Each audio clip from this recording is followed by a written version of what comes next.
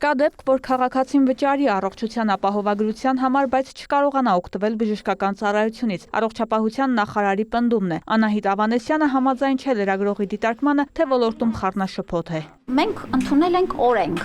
Օրենքը ունի հստակ կարգավորումներ եւ պետությունը նախ մինչեւ 18 տարեկան 65+ անձանց հաշմանդամություն ունեցող քաղաքացիներին սոցանապահովության բալ ունեցող քաղաքացիներին վճարել է ամբողջական ապահովագրության գումարը։ Կան խումբ 200,000 դրամից ավել ստացողները, ովքեր իրենք են վճարելու իրենց ապահովագրության համար։ Եվ մարդը դառնալով ապահովագրական համակարգի շահառու կարգավիճակ ունենալուց հետո օգտվելու է։ Նախարարը հերքում է նաև տեղեկությունները, որ թոշակառուներին ապահովագրության շրջանակում անորակ ծառայություններ են մատուցվում։ Այն փոխհատուցման առավել արժեքը, որ մենք տրամադրում ենք 50,000 դրամը, բավարար է լավագույն ստանդարտի լինզաներ տեղադրելու համար։ Եվ այդ նույն թոշակառուն մինչև ապահովագրության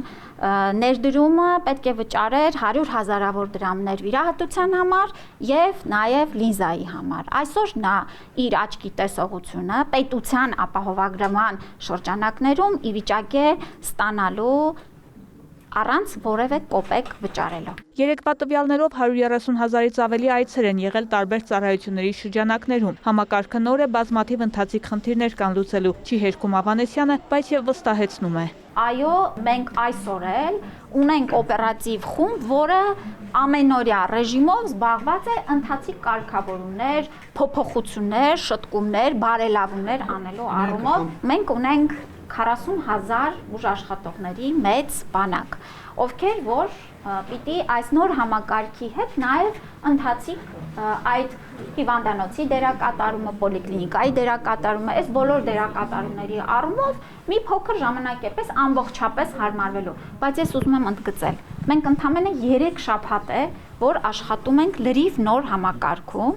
1,600,000 հոգու ներառումով եւ այն ջանքերը, որ թափում են մեր բուժաշխատողները, մեր նաեւ վարչական պատասխանատվություն կրող անձինք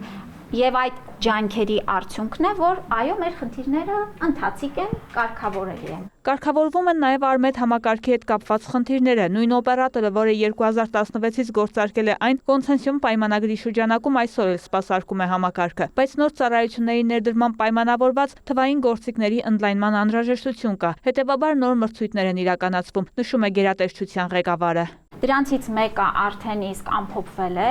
մրցութային հանձնաժողով առաջիկայում կիրականացնի հայտի կամ հայտերի ուրեմն բաները, գնահատումը եւ հանդես կգանք արդեն ավարտման ժամանակ իմանանք ունենք հաղթող, չունենք հաղթող, ով է հաղթողը։ Արմեդում գրանցման ժամանակ առաջացող խնդիրները հեշտությամբ կարելի է շտկել, իսկ քաղաքացիների անձնական տվյալները լիարժեք պաշտպանված են, վստահեցնում է նախարարը։ Միանշանակ դա օրենքով հստակ կարգավորված դաշտ է եւ բժշկական գաղտնիքն էլ հանդիսանում է ամենաբարձր պաշտպանության շեմ ունեցող անձնական տվյալները։ Այս ընթացքում էլ ուրեմն մենք թե սերվերային մեր տնտեսության եւ անվտանգության միջազգային ստանդարտների առումով ահռելի մեծ աշխատանք ենք իրականացրել։ Ներկրվել է մոտ 20,000 դեղաչափ գրիպի պատվաստանյութ, հայտնեց նաև նախարարը, կոչ անելով ժամանակին պատվաստվել։ Վարդուհի Արզումանյան, Դավիթ Մաչկալյան, լուրեր։